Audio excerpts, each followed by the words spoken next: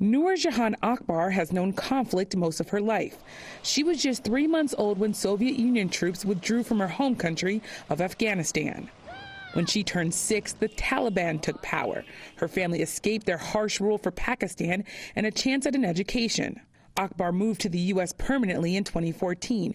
But she says in the echoes of President Trump and his administration, she hears the turmoil she and her family fled in her home country. None of these are signs of a democratic leader. These are all signs of an autocrat who is drunk on power and doesn't have people around him who would call him out. The transition to the Biden White House has begun, but more than a month after the election, President Donald Trump continues to falsely insist he won and that there was widespread voter fraud. We've never lost an election. We're winning this election. Earlier this month, the president repeated false claims at a rally in Georgia. They cheated and they rigged our presidential election, but we will still win it. We will still win it. There is no evidence of widespread voter fraud in any state. President Trump lost the election, and it wasn't close, either in electoral or popular vote terms. But some Trump supporters continue to protest the election results. Over the weekend, thousands of pro-Trump supporters rallied in D.C.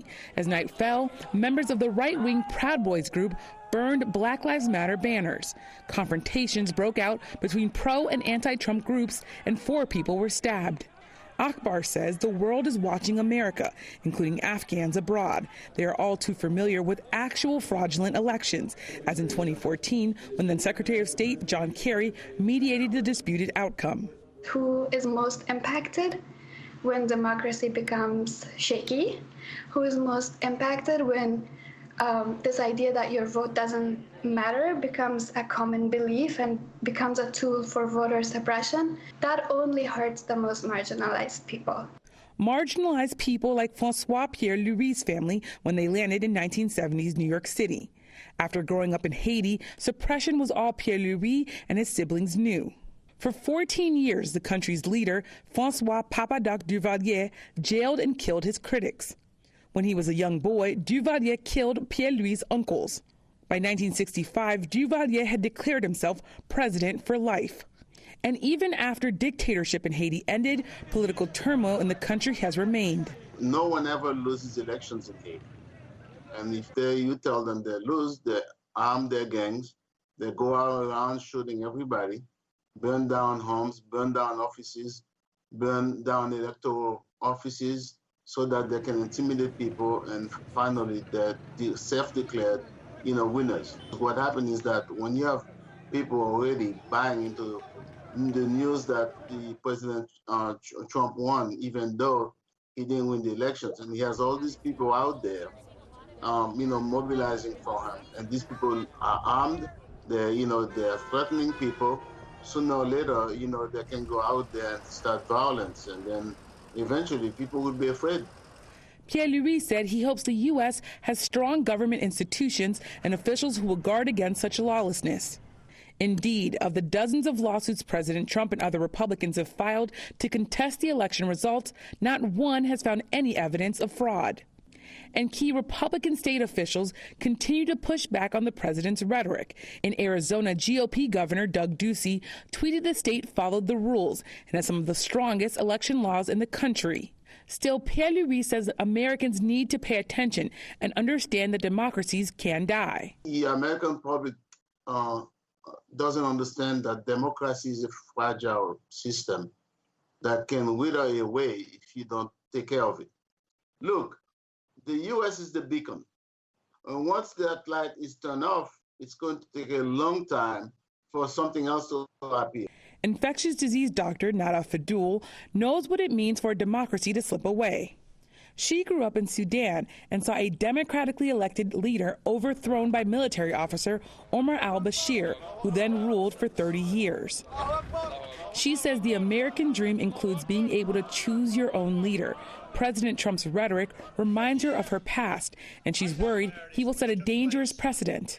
The fact that he refused to concede reminded us of those times. So we had almost like a PTSD type of reaction. That model of transition of power that we've witnessed every 4 years in this country is now at risk because future presidents might follow his footsteps and say, he did it before. Why can't I do it? Marina Kavalovskaya fled her native Belarus in 2012. The human rights lawyer worked in a land with no rule of law, and the government of Europe's so-called last dictator threatened her. President Alexander Lukashenko has ruled the country for 26 years. Sunday is now protest day in Belarus, as it has been each Sunday since Lukashenko was declared winner of a fraud-ridden early August vote. Belarusian security forces have arrested more than 30,000 people. Every Sunday morning, I wake up to get a report with the hope that I won't get a report from Belarus about my friends being tortured, beaten up on the streets, or sentenced to weeks or years of imprisonment.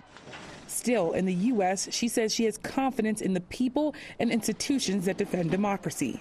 What we have in the United States, we have the country with checks and balances, with historically very strong rule of law in respect for courts, etc. But I would say one should not take these principles for granted. One should really care first and foremost about these key pillars of democracy that prevents your country from becoming another Belarus. Last month, President-elect Joe Biden assured Americans he would attempt to restore that confidence nationwide. And what do you say to Americans, especially immigrant Americans who came to the United States looking for political stability and seeing all the things that the president is doing? Hang on, I'm on my way. As the transition formally continues, Akbar thinks America should take time to reflect. This is an opportunity to look at our choices. It's more violence, more chaos, more disregard for democracy, or really a moment of reflection of why we have come here, why this country has become what it is. A moment for reflection and hope that as the president continues to insist the election was fraudulent, the country's institutions stand firm. For the PBS NewsHour, I'm Yamiche Alcindor.